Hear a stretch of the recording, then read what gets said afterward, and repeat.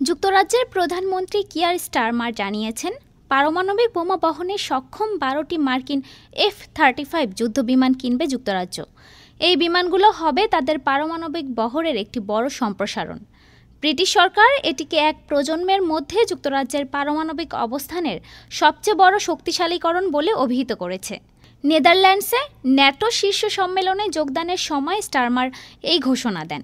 NATO মহাসচিব mark root এই সিদ্ধান্তকে স্বাগত জানিয়ে এটিকে ন্যাটোকে আরও একটি শক্তিশালী ব্রিটিশ অবদান বলে অভিহিত করেছেন।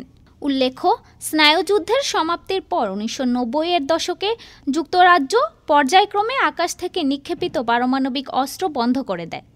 এর পারমাণবিক অস্ত্রাগারে এখন সাবমেরিন ভিত্তিক ক্ষেপণাস্ত্র রয়েছে। প্রসঙ্গত, F-35 এ যুদ্ধবিমান যুক্তরাষ্ট্রের কোম্পানি লকহিড মার্টিন নির্মিত এবং এটি যুক্তরাজ্যের এয়ারফোর্সে ব্যবহৃত F-35B মডেলের মতো হলেও পারমাণবিক বোমা বহন করার পাশাপাশি প্রচলিত অস্ত্রও বহন করতে পারে। যুক্তরাজ্য, জার্মানি, ইতালি সহ ন্যাটোর ৭টি সদস্য রাষ্ট্র ইতোমধ্যেই ইউরোপে এমন যুদ্ধবিমান মোতায়েন করেছে, যেগুলো যুক্তরাষ্ট্রের তৈরি বিপজ্জনক B-61 পারমাণবিক বোমা বহনে সক্ষম। যুক্তরাজ্যও একই ধরনের বোমা বহন করবে বলে জানিয়েছে AFP। ডেস্ক রিপোর্ট, আজ বার্তা।